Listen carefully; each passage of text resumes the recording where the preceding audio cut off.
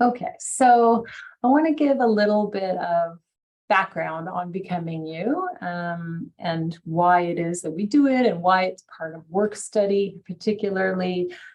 So at CED, Career Education Development, students will often come to us and say things like, I have no skills. I don't know what to put on my resume or my cover letter.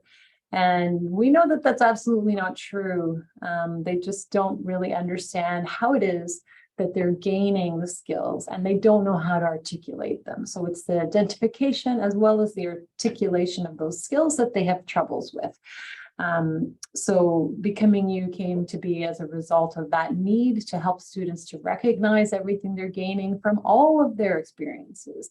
You know, we know they're participating in so many things, from part-time jobs, clubs, teams, like outside things with their families, even like religious, cultural events. All of those things are helping to contribute to their skills. But we know that it's not until they actually take the time to think about it and reflect on what they're doing that they realize what they're gaining. So Becoming You provides that opportunity, that platform for them to think about what it is they're doing and to reflect. We paired it with work study because we really believe that it is the perfect opportunity for them to realize what it is they're gaining. We know that students need to work because they need the money, but we want it to be more than just about work for them, right? We want to add meaning to this work study program so that they're getting as much out of it as they can. So let's move on. So we just finished talking about this. So they recognize the values of their experiences, are going to be able to identify and reflect on the skills that they develop, and they're going to be able to confidently articulate their skills and experiences. And that comes into play at the end of the whole Becoming You program, where they do an e-class module on writing, like on articulating their skills. So skills of all their accomplishment statements. Sorry, that's the word I was thinking of, accomplishment statements. So they're going to be given the opportunity to do that at the end of the program. So let's move on. So who can be a coach? Almost anybody really who we provide training to. So staff, faculty, student leaders, supervisors, managers. We have had external parties be coaches as well. And as the program continues to grow, we will probably go down that avenue a little bit more. Currently it is a requirement of all work study students, but we do offer it to any student at the university to document pretty much anything that they're going through. And we can see it growing perhaps in internships and co-ops and things like that. So this is just a little bit of knowledge for you to know where the direction we're heading with this program. Also, the role includes you providing check-ins to the students to support them, helping them to set realistic SMART goals at the beginning of their experience, discussing which activities, which skill building experiences might help them to achieve their goals. So once you know what they are, you'll be able to better assign them tasks, because you'll know, okay, well, this particular student wants to work on, networking, and I have this particular thing I need to get done. So you know what, I'm going to assign it to them. So it'll help you as well to assign tasks if you have that option. You're going to help them to remain on track and provide them feedback on their journey through achieving their goals. And at the end, you're going to discuss with them all of the accomplishments they made and whether or not their objectives were met. So this is the coach's timeline, which is essentially the same as the student timeline. So at the beginning of term now, we prompt students to complete the first form in Experience York. So it's called the Experience Details, Goal Setting, and Skills Selection form. It takes about 30 minutes for them to complete. And then once they have completed that, you will hold your first check-in meeting with them. And that also takes about 30 minutes. Now, what I like to do in order to ensure that the students are getting this done in time is I set that first check-in meeting with them to act as a deadline. You know, these are students, they are very deadline driven, I find, and I think it makes it a little easier for them to know when it is that they have to complete this form by. Because as we know, otherwise, you know, they get busy, and it is a busy time of year at the beginning. All of these points, the midway to end, they're all around peak periods of their academic life. So we know it can be challenging, but so work together with your student. We don't want them to be completely overwhelmed and stressed because they have so many things going on at the same time, but work together with them to figure out when it works best.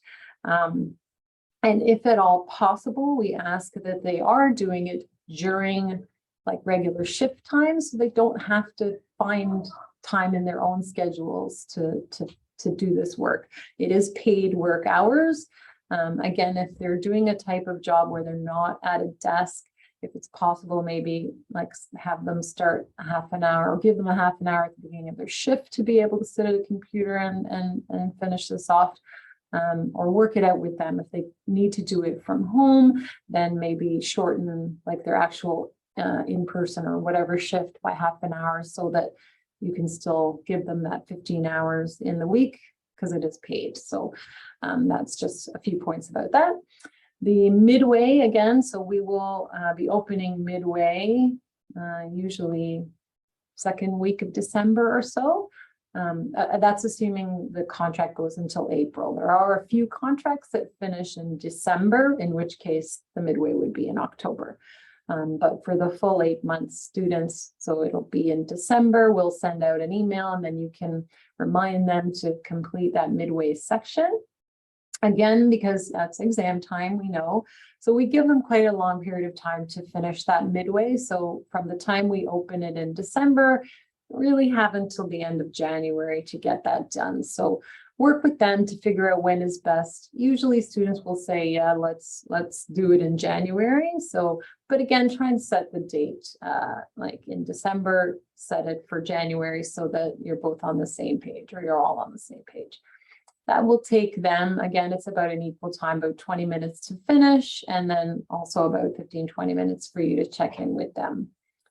And the final piece, again, we will prompt students in March to complete that final check-in. Again, you hold your final check-in with them to really find out, you know, what it is that they were able to achieve and what they didn't, and, you know, maybe what were the obstacles. It's also a really good opportunity for you to get feedback on perhaps the role itself, just to find out, you know, were there things that could have been done differently? You know, it will help you to potentially improve the role going forward for future students. So those are the three official, like, main checkpoints.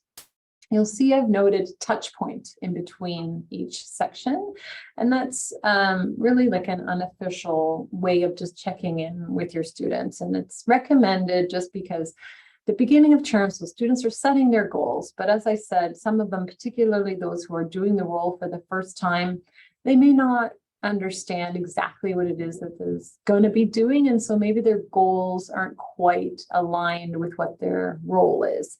And so at some point, if you are able to check in with them before they get to that midway, and the earlier we catch it, the better, so that they can adjust those goals sooner rather than later, so that they can begin working on those new goals right away. And then the other touch point between midway and final is really just to check in, really just to say, you know, hey, you feel like you're on track to achieving this by the end of term? If not, is there any way I can help you? Yeah, again, just to really see where they're at. Are there any questions just about the general timeline of things? No? Okay, great. So I'm going to go through what the student sees with you first. So they will log into Experience York, which is experience.yorku.ca. They'll go to the Students tab at the top, click Login, and they need to use their student Passport York information. This is where a lot of them get confused. They think, you know, I'm working, I'm an employee in this moment, so logically I will sign in with my employee. And that is very logical, but of course, like many systems, it's not so logical. So Experience York is a student system, so they have to use their student ID.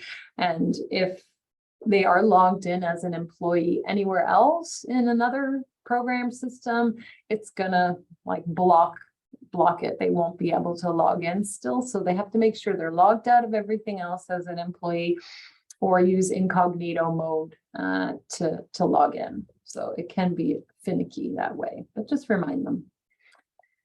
So once they're logged in, they will come to the dashboard. They'll select Career Education and Development from the menu on the left, and then they'll select About Becoming You, and finally click on My Experiences. Now, most students we will enroll them. Okay, so they don't have to do this step, but there are a few that we don't get to because perhaps their HR paperwork hasn't been completed, and so I don't have them on my list yet, so I can't enroll somebody who I don't know is in the program, right? So some of them may not have it. So if they are enrolled, their screen, the program that they're in will be here under Current Experiences. It'll be listed right here, and all they'll have to do is click on it. If they're not enrolled, they click this View Available Programs and Courses, and then they will select the correct program for them. So there are 2 work study programs. So this first time users and the Beyond First. So those students who have been in the program before will select Beyond, and those who are doing it for the first time will select the first round. And then they will come to the steps of the program. So the first one, as I mentioned, is experience details, goal setting, and skills selection. They will select Create Placement Record, and then they will come to completing the form. So they have to enter their information first. So title, employee number, department name, preferred email, and then they will enter their coach's information, which is your information. So this step is really important. Make sure that they have your information, that they know you're their coach, because if they enter somebody else's information, then we're going to link them to that other person in the system. So just make sure that they know it's you and they have your details. We mentioned this so that you can also remind students of this, because Experience York, the forms tend to time out at around the 30-minute mark. It doesn't tell them or warn them at any point that it does time out. So, we try and tell them all. It's in the instructions that we send out. If they come to an orientation, we tell them then too, but remind them to be clicking that Save as Draft button. Try every like 15-20 minutes just to make sure they don't lose their work. When they click Save as Draft, it will like reset the form, so they won't be able to edit. So they have to go back into the form and then click on this red dot. The menu will pop up, they click Edit, and then they can do whatever they want again in the form. Then they do this really fun little activity in e-class. So it's called You've Got Skills. And I'll just give you a really quick view of it so that you're aware once I've signed in.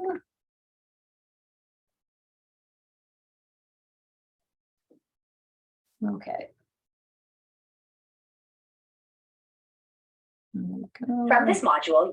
So I'm going to skip through the little intro bits and just go right to the activity. So it's called the skills card sort. Now they're going to see this pile of cards. It's a deck of cards, and in the middle there's 71 skills. So 71 cards, each with a skill on it, and they have to choose, I have the skill or I don't have the skill yet. Again, we don't want them to overthink it. We just want them to go through it. They're going to be taking a little more time than I am. I'm just going through it quickly just to show you what the next page looks like once they have completed it. Anyway, so they'll go through it. Then when they're done, they'll click on Next, and they'll see the summary of all the skills that they selected. So each one of those cards was a different color, you might have noticed, and they represent one of the 6 core competencies of becoming you. And these are the 6 competencies you see here. each one of them has a group of skills that are associated with it. So interpersonal connections has 16, social responsibility and community engagement has 8. This has 10, 18, 12, 7. So there's 71 skills altogether. And when they click on one of these cards, they'll be shown all of the skills associated with that competency, as well as highlight the ones that they already selected that they have. So this is a useful tool for a few reasons. So one, okay, if we're just thinking, outside of becoming you, outside of work study for a moment, and they're thinking about resume building, these are things that they can already add to their resume, right? Perhaps they hadn't thought about these things, or perhaps they didn't know how to word it professionally. So these things can really help them from the get-go, right? And they also now know, oh yeah, I do. I never thought about these things, but yeah, okay, yeah, I guess I do have these skills. And so they can kind of start to feel a little bit more confident in how they're entering this work study position. They also see the things within each competency that they didn't select. So if they know that their role is going to involve a lot of, interpersonal connections, if they're a peer leader or something, right, they're going to look here and they're going to say, oh, okay, well, I didn't check these things. So that's probably important for my role. I think I'm going to look at leading and mentoring and teaching and training as things that I want to work on. So again, it's starting to get them thinking about what they might set as their goals, right? So they're going to keep these things in mind as they move on to the next step, which is the goal setting piece. Bigger picture, again, thinking career-wise. So if they do this activity, and they're not sure of the direction they want to head in terms of their career, they can look at this and it can start to guide them a little bit. It's not going to give them an answer right away, but they can look here and say, the career I want to get into involves a lot of, interpersonal connections. So I'm really going to focus, on working and building those skills. Whereas, they might also look here and say, okay, well, I'm not very good in the, critical thinking, problem solving area. So maybe I'll try and build that so I can explore different areas and fields that involve that. So again, it's a guide for them to start thinking about the direction that they want to head in. Are there any questions about that activity? Okay, great. So let's go back here. Okay. So they complete that. They will mark the completion on the form, and then they will answer one question about that activity. So what skills did you discover that you already have that you hadn't previously considered? Because we know a lot of times most of the time they do see things that they hadn't thought of before. So it's just a good opportunity for them to note that. Then they start the goals setting. The first thing that we ask them to do is let us know what their long-term or dream professional goal is. And we ask that because we want them to see how all of the goals that they set and all of the things that they are going to learn and achieve are going to help them to get to this dream long-term goal, right? They are all steps that they're taking to get to this point. We know it's all the transferable skills that they may not necessarily think about, right? So even if their role, their work study role, is not something that they think has anything to do with their future career goal, they will begin to see that all the things they're gaining are things that are going to help them to get to this, right? We all know that pretty much any job ad you see says, you need to have excellent communication skills. And that doesn't mean you have a communications degree, right? It just means that you have developed these skills throughout the various things that you've been doing. And this is a really good opportunity for them to start to make those connections. So then they come and they start writing their SMART goals. So they all know, or most of them know, what a SMART goal is. They've done it in high school or they've heard about it and they understand it. However, because we're talking largely about transferable soft skills, it's the M portion of how will they measure it that they get stuck on. And it is very tricky because how do you measure something that's so intangible, like, you know, my verbal communication? How am I going to measure that at the end? So this is where they will struggle a little bit and where we really need coaches to help them through.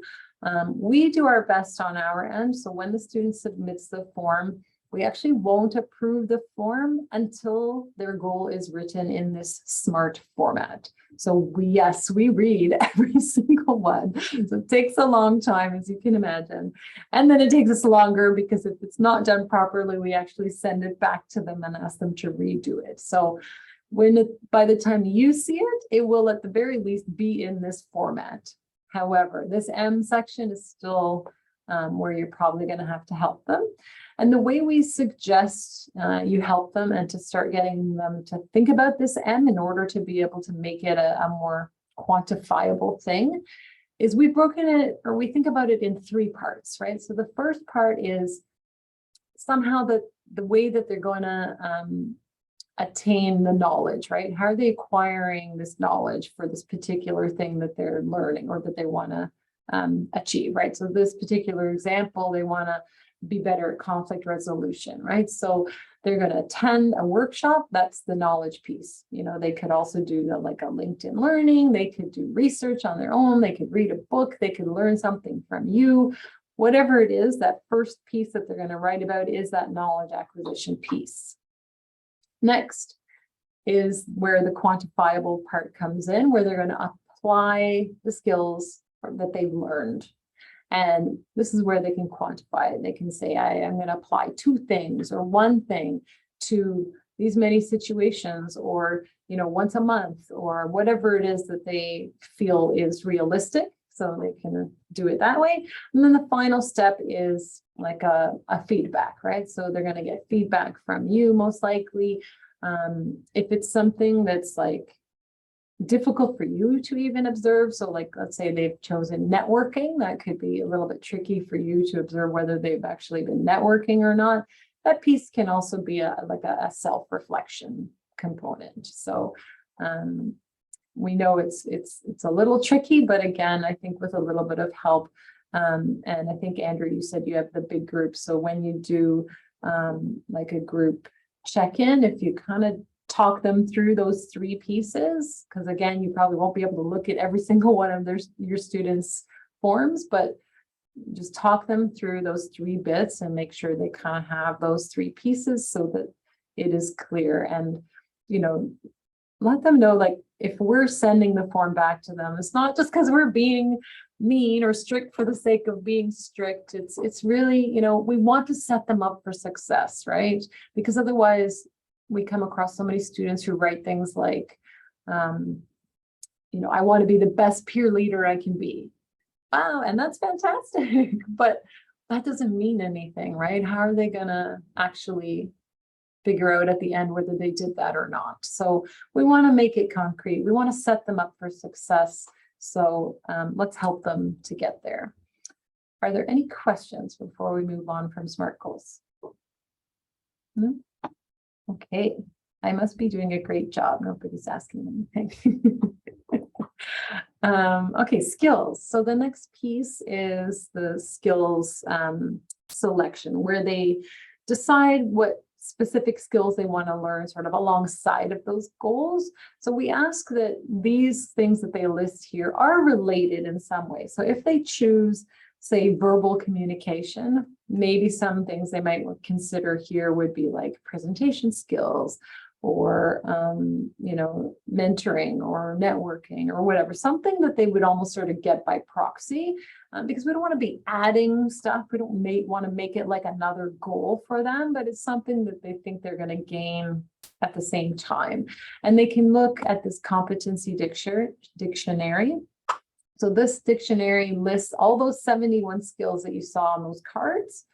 So within their competencies, and it has all their definitions to help them along so that they can figure out what it is that they want to achieve. Now, onto your access. So some of you have already created your accounts for, and I think I've sent some of you emails. The rest of you, we will get to that, but you will be given employer access in Experience York, and it's to allow you to be able to view your students' work in Experience York so that you can see their forms, you know what goals they have set. In even more generally speaking, you can look and you can see, okay, I have, 6 students, but I only see 3 here. Okay, so that means 3 of them haven't done it. Which ones? So you can look in and you can figure out which ones haven't done it, and you can remind them.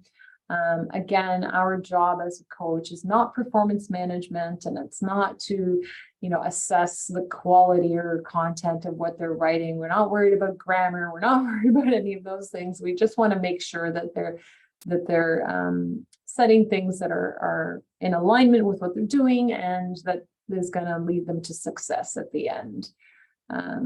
So you're going to go to Experience York, which is experience.yorku.ca. How many of you, maybe hands up, like if I have not yet made your account? Don't have an account. Okay. Let me just check something. Okay. I'm going to talk through this, and then at the end, I'm going to take a minute, or I can send you an email with it. In any case, if you already have an account, you might want to walk through it. But so you're going to go to experience.yorku.ca, then you're going to click on employers and community partners. If it's your first time logging in, you're not going to click login, you're going to click forgot password. Then you will get an email sent to you, and then you can use your temporary password to log in, and then you'll create your proper password after that. And then you'll log in from here once you have your password. And then you're going to go through the same kind of steps that the students did. So you'll go to career education development, about becoming you, my experiences. And then once you click my experiences, you will see a page like this. And your students, you will find in this records section. So the number here is the number of students who have completed their form and who we have linked to you. So if you're not seeing your student like a number that you think you should be seeing here, it's either because they have not completed the form, or because they maybe accidentally listed somebody else as coach and they've been linked to somebody else. So either way, you need to reach out to them and let them know to complete the form. Once you click on records, it will then show you which students are there. And then you can click on view to actually go into their form. Okay, so you will see by the time you get it, it won't say draft, because as I said, we don't do anything with it until it's approved. So you'll see it'll say approved there. And you can scroll down and you'll be able to see their goals in that. Once the student's form has been approved, they can no longer go in to edit it. So if at your check-ins, they suddenly realize, oh, I don't think I did that SMART goal right. I want to edit that M section or whatever it is that they want to edit. It's you who's going to have to edit it for them. So you're going to do what they would do in the first instance. So you're going to click on this red dot, and then a menu will pop up and you'll click edit and you'll be able to do that. So if you're doing a one-on-one, it's easy. You can just get them to talk you through it and you write down what it is that they want. If you're not in a one-on-one situation, or you're not sharing screen or whatever it is, then you can get them to send you, like in a Word doc or whatever, what they want to write, and then you can add it in afterwards. So that's that piece. So that's it for the employer piece. And I'm going to go back to, for those of you who don't have an account yet, and see if I can set you up before the end of this. But I just want to show you the website as well quickly. So we'll go to the coaches page, and there are a lot of resources for you here. So the first is the start of term checklist, where you'll find all the information that you need to do. It includes the page that I'm showing you right now, the link to the coaches page, and it shows you the link to our Microsoft Teams page as well, so that you can be part of that community. And then we have the same, another checklist for midway and another one for final. Then we have the coaches playbook, which goes through a lot of what we've talked about today. So explains what the students do. It has the coaches timeline. And then it gives you some ideas of what you might do in your check-ins, right? So it gives you like a list of things you might want to ask them. Again, this is not a script. You don't have to do this, but it's just to kind of help you along and give you ideas if you need any. So again, for midway and then for final as well. Then we get into the resources that are also for students, right? So there's the competency dictionary. We have it in French. And then we have the resource playbook. So I'm going to show you that one because it covers the job of the dictionary as well. So it lists all of the competencies and then all of the skills. So this is communication. The first skill is writing. So it lists resources for all 71 skills. So in that M section, when students are trying to think of that knowledge component, how are they going to gain knowledge? Send them this, like they can look at this and they can find ways to help them along, right? So the writing center, and with that's an in-source. We have then outsources listed as well for everything. So we've tried to list at least one in-source for everything. Some we weren't able to, and we also maybe cheated a little. We call LinkedIn Learning an in-source because they have to log in using their Passport York. So we've called that in-source. So yeah, again, anytime you or them need to, start thinking about how to help them along, this is a fantastic resource for them. Okay, and then if you're curious, we have 3 short videos here on examples of what you might want to do, again, in your check-ins, if you're kind of stuck. And Andrew, for you, the group check-in models, there are down here, so you can have a look. They are pretty. They are general, but there's some fun activities in here.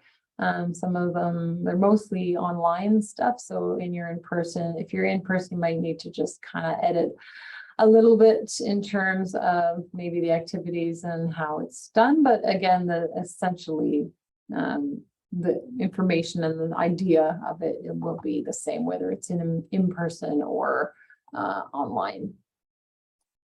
And we have for midway and final as well examples. Okay, so that's the website.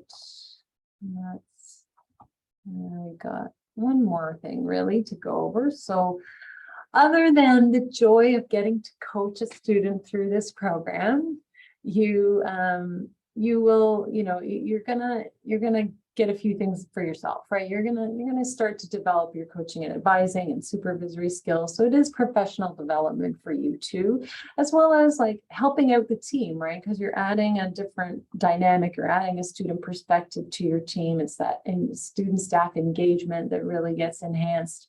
And particularly if you're on the teams, then you're going to listen to and get to share best practices with other people as well.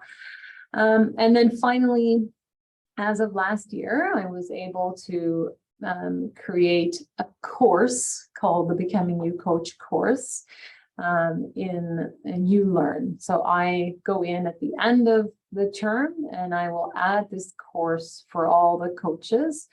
You only get it once, so you're not gonna, like, if you're a coach for 5 years, you're not gonna have it every single term. It's just like the one time. So once you've done it, you have this course, and it's just to give recognition for your work on your professional record. And then on my team, currently my team is me, and I have a work study student and a practicum student with me as well. So there's 3 of us, and we help to keep all the students and coaches on task. We take and implement feedback. So if like every term, you'll notice there's probably a slight tweak here and there because we do listen to what people are saying and we try to improve the user experience as much as we can. And then, and we are continually updating things. So that resource playbook, it's a huge document with a ton of links. And as you can imagine, in every term, some of those links, become inactive or whatever. So we have to revisit pretty much every term and make sure things are still up to date. So it should be pretty up to date right now. And then there are things in the ULearn calendar as well that you might be interested in. I know there's a coach's course. It's not specific to becoming you, but it's a general thing that could help you as well. And that is pretty much it.